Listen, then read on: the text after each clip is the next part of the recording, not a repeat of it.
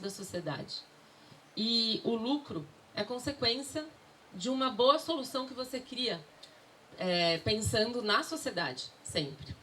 Então, aquilo me fez muito sentido, porque eu falei, gente, óbvio, todo negócio tem lucro, né? E o lucro é parte dessa equação. Mas ele não tem que ser o propósito do negócio maior. O negócio não tem que operar para ter como propósito maior a geração de lucro. Ele tem que operar para trazer soluções para a sociedade, para o planeta. E se as soluções forem boas, ele vai ter muito lucro e todo mundo ganha, né? Então, eu consegui muito cedo na minha trajetória interagir com essa mudança de pensamento mesmo. E isso fez com que, ao longo desses 20 anos, eu tivesse sempre sido provocada a tentar encontrar o verdadeiro valor das coisas, entendendo que valor não é só o dinheiro, né? Valor, sim, também é o dinheiro, mas é a cultura, é a tradição, são as florestas, é o bem-estar, é a felicidade, é a autoestima, tudo isso é valor, né? Então, como é que a gente consegue pensar negócios com um propósito maior, de fato gerar bem-estar para a sociedade e para o planeta? E vai gerar lucro, mas não é colocar o lucro acima de tudo e o resto, se der, a gente faz. É o contrário, é colocar a sociedade, o planeta acima de tudo, e o lucro vai vir se as soluções forem boas, né? Então, é uma mudança de se pensar negócios, que é o que a gente fala do novo capitalismo. Eu acredito no poder das empresas em, de fato, recriar toda essa lógica, esse sistema que a gente está. Porque, sim, tem governos que ditam regras, que criam normas, que destroem outras normas, enfim. Mas, querendo ou não, todo mundo aqui, para viver, adquire bens, né? E esses bens, eles são produzidos por empresas. Então, o poder de boas empresas que tenham um propósito definido e estejam de fato dispostas a desafiar o seu poder, o seu padrão de produção e influenciar o consumidor para mudar o seu padrão de consumo é enorme. E eu acho que depois de 20 anos de trajetória no setor privado, eu vejo que é difícil. Não é todo mundo que é imbuído de fato desse propósito, mas que cada vez mais tem empresas que estão imbuídas desse propósito e tentando entender como é que elas se reinventam, como é que elas reinventam os seus negócios para de fato ser bom para todo mundo. Tá meio escuro, né? Passa para mim, acho que passa, pode passar? Mais um. Primeira vez que eu vim para a Amazônia, eu falo que toda vez que você vem para a Amazônia, um bichinho te pica, né? O bichinho do propósito, né? É impossível você voltar depois para o seu dia a dia, na cidade, naquela realidade do mesmo jeito, né? Então, eu fiquei muito impressionada, porque esse é um lugar de muitos contrastes, porque tem muita riqueza, muita beleza, muito rio, muito verde, muita diversidade, né? As experiências que você tem aqui são incríveis. Mas eu me choquei muito com o que eu vi, porque em termos de geração de valor, pode passar um, por favor. Apesar de ser super diversa e ter um potencial de inovação enorme, pode passar mais um para mim? Obrigada. Tá meio ruim de ver, tá meio escuro, né? Mas eu lembro lá no Medjuruá, pegando o barquinho e vendo vaca na beira do rio, né? Aí eu falo, gente, mas tá estranho isso aqui, né? E aí eu fui vendo um monte de vaca na beira do rio, no Medjuruá, ali no meio do Amazonas. E aí eu falei, eu já entendi por que tá tão estranho, porque não deveria ter vaca aqui, né? E aí eu perguntei para a pessoa do barco, né, o que são essas vacas aqui na frente do rio, né? E eles falaram, você não viu lá dentro, né? Porque o que você vê aqui da borda, da beirada, não é o que está lá dentro. Então, para mim, ver a Amazônia, o potencial que está aqui, e ter o gado, pode passar mais um, a soja, as madeireiras, né, com realidades assim, que você olha e você fala, nossa, tem algo muito estranho aqui, né? Pode ir mais um. Mineração, que eu falo que mineração, para mim, toda vez que eu me deparei com esse cenário de mineração aqui, eu sempre me deparei com esses filmes futuristas de máquinas e exterminadores, né? Porque é muito gritante ver isso, né? E dói, quando você vê isso, dói na alma, porque você fala tem algo muito esquisito, né? Isso, né? Um lugar de mineração enorme. As sequelas da mineração, né? Infraestrutura, barragens, enfim, pode ir mais uma. Então, navegar por esse lugar é muito... traz muita coisa boa, mas ao mesmo tempo traz muita inquietação, porque você vê que de fato o que o homem consegue hoje enxergar de valor na floresta ainda são prioritariamente atividades predatórias, né? E quando você vê, quando você não vê isso, fica lá longe, você não vê, não dói. Mas quando você vê isso, aquilo, você nunca mais consegue ver isso e pensar em negócios, em fazer negócios da mesma forma, né? E ao longo dessa trajetória, eu entendi que toda vez que a gente pensa um negócio, a gente precisa criar um negócio que de fato gere valor compartilhado e que de fato preserve a vida na Terra, né? Seja florestas, oceanos, rios, enfim. E eu acredito muito na inovação como caminho para isso, porque você não pensa negócios, você não pensa valor sem inovação. Então você precisa pensar em inovação para criar soluções que sejam boas para todos. E ao longo desses anos todos, no começo sempre falavam, mas empresas que fazem isso, ou elas são românticas, ou não sei muito se ela faz isso por princípio mesmo.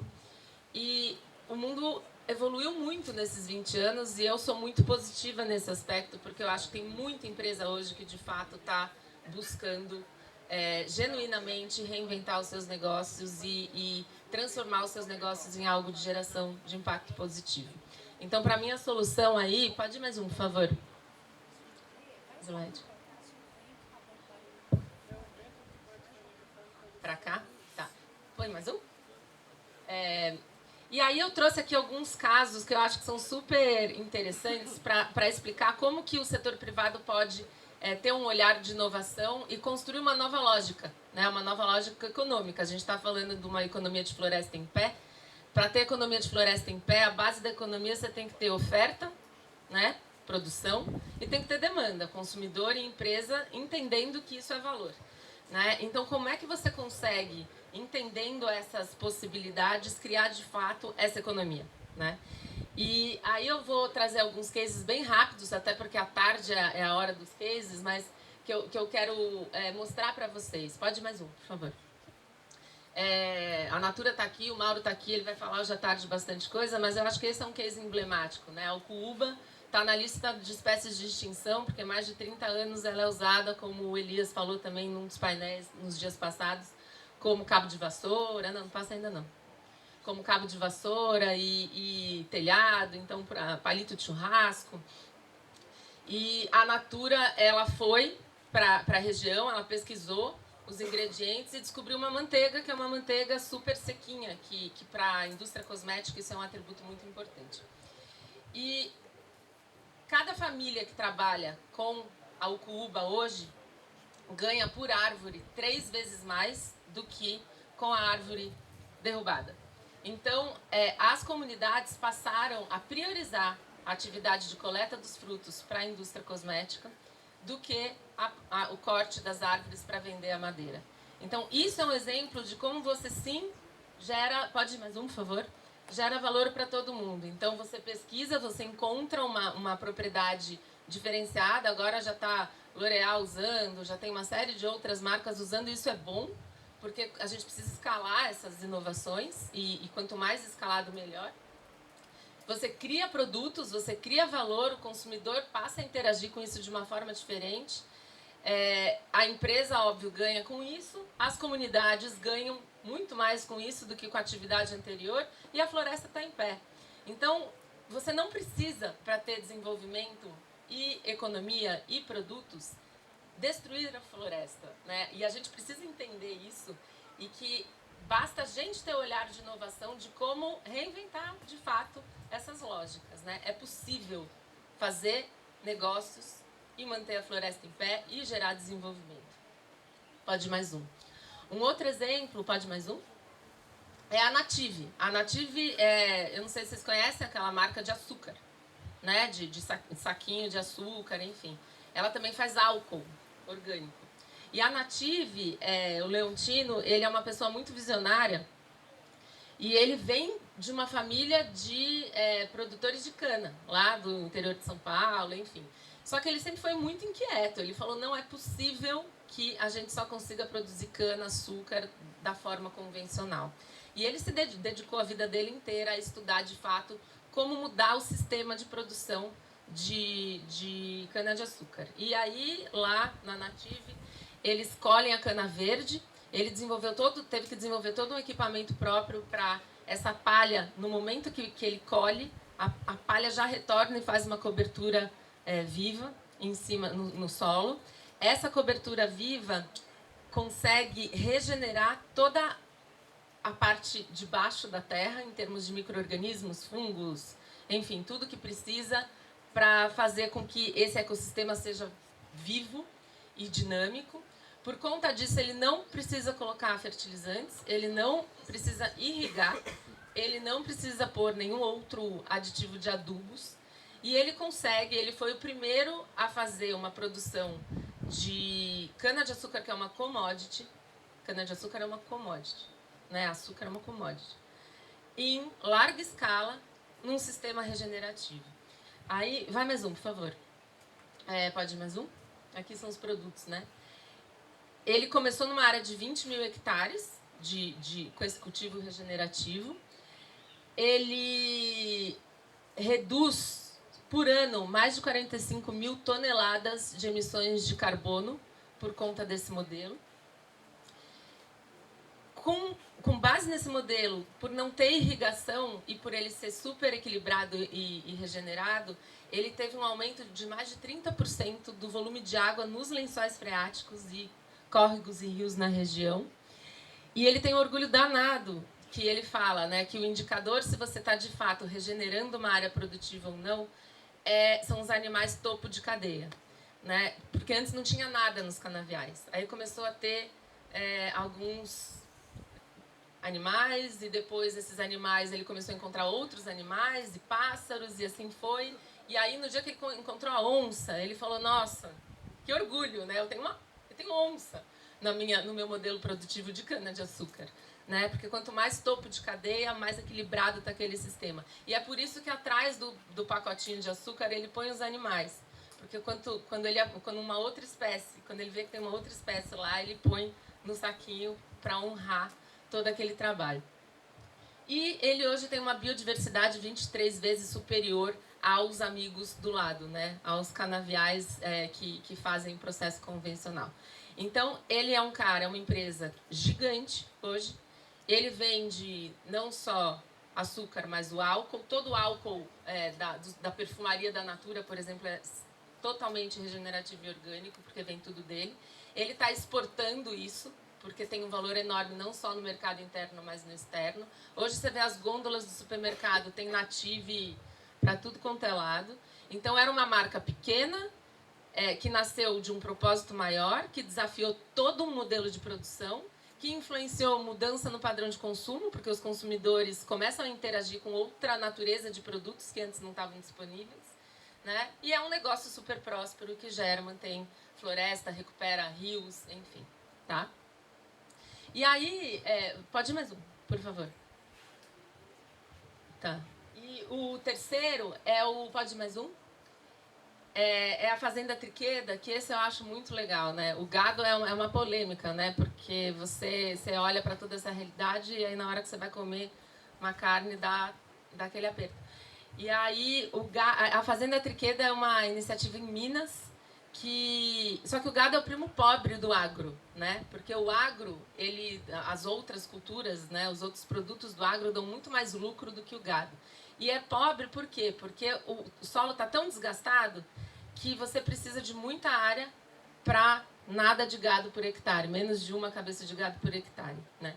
E a Fazenda Triqueda, pode mais um, ela desenvolveu um modelo silvopastoril regenerativo de criação de gado. Ela tem um selo de pecuária regenerativa, de pecuária neutra, pode mais um.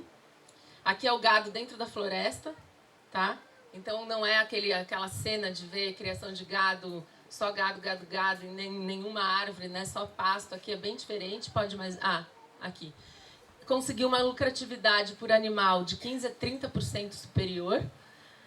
Do sistema como um todo, mais de 4 vezes maior do que a anterior, porque além do gado você tem a madeira, você tem outras espécies que ele compôs ali o sistema. E um superávit de compensação de carbono, porque cada árvore fixa 3 toneladas de carbono por hectare, versus uma emissão de metano de animais de 2 toneladas de carbono. Então você tem um modelo de produção de carne que é bom para todo mundo, né? E que não pressiona as florestas. Então, eu queria trazer esses exemplos porque eu acredito muito que o valor ele é criado pelas pessoas.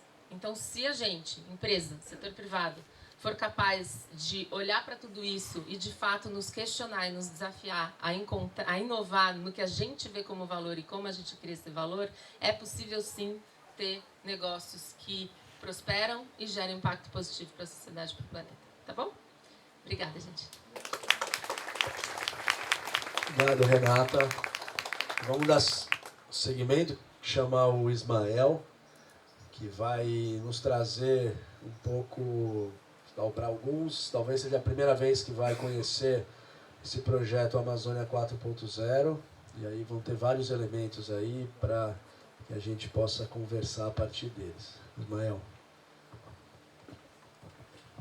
Bom dia a todos e a todas. Só um minutinho. Isso.